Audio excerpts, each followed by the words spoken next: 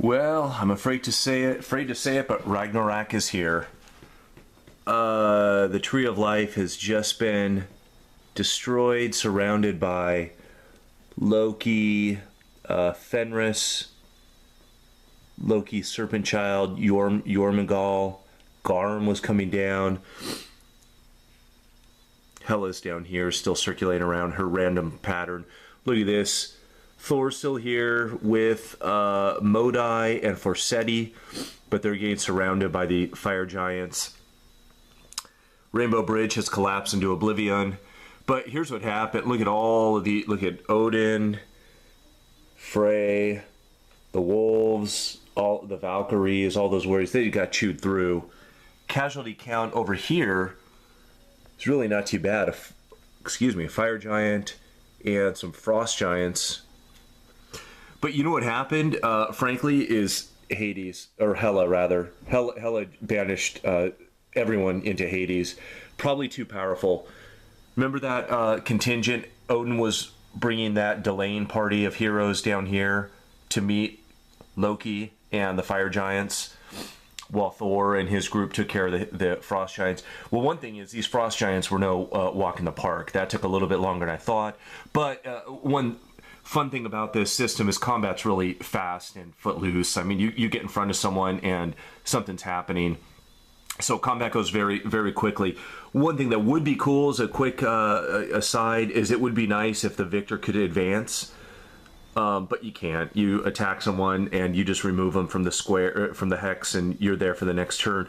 So it's really easy to set up interdiction type of movements and control the battlefield with how people can move. So Thor once Thor was engaged up here, he had a little bit of a hard time getting back down in to protect the tree, mainly because it was just easy to set up little delaying actions, and you just can't do anything. He can't do his full movement. He has to keep stopping and fighting someone that's in front of him. But really what happened is Hela is probably too powerful, because in the advanced rules, which I was playing, there is because Hela has some kind of alliance with Loki in the mythology. I'm not clear what it is. I don't know if they're half brother, sister, or something like that. But what happens is you randomize her roll and you compare. So here's a 4 and you look at her chart to see where she moves. You do that 3 times per turn. And depending on the movements, she's moving around 2, 3, just randomized. But in the advanced rule, because of her alignment with Loki, one of those rolls you can influence by 1. So I could make this 4. If I didn't like the direction 4 was taking her, I could turn it into a 5 or a 3 once per turn.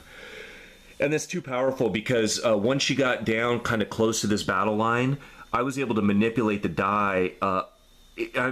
In 2 turns she took out, one turn she took out 3 guys in 1 turn just by moving next to them. And so that's broken and too powerful.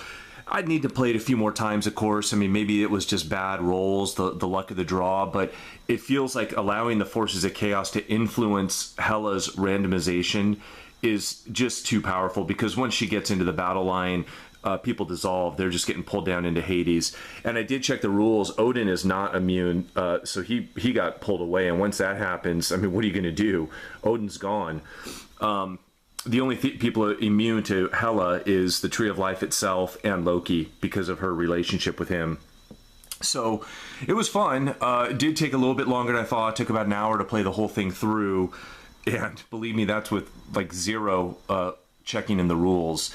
But it plays fast. It's cool. I like it. I'm glad I broke it out.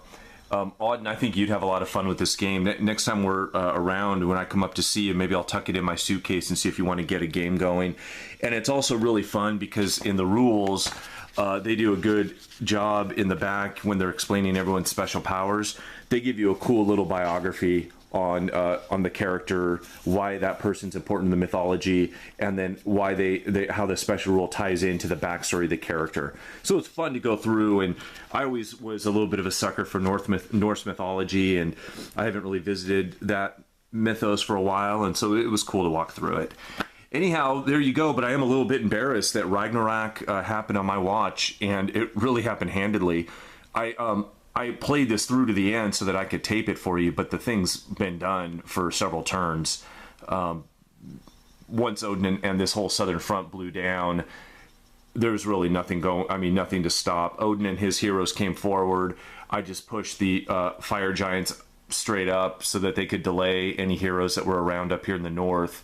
And even if these guys could not defeat the Tree of Life for several turns, these fire giants are going to lose over time.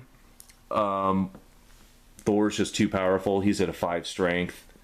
Modai gives him a +1.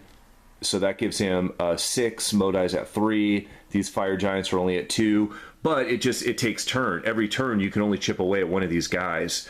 So even if they were going to win this fight, 1, 2, 3, 4, 5, they'd be stuck up here for another 5 or 6 turns. So, all right, there you go. Viking Gods, TSR. Have a good night, guys.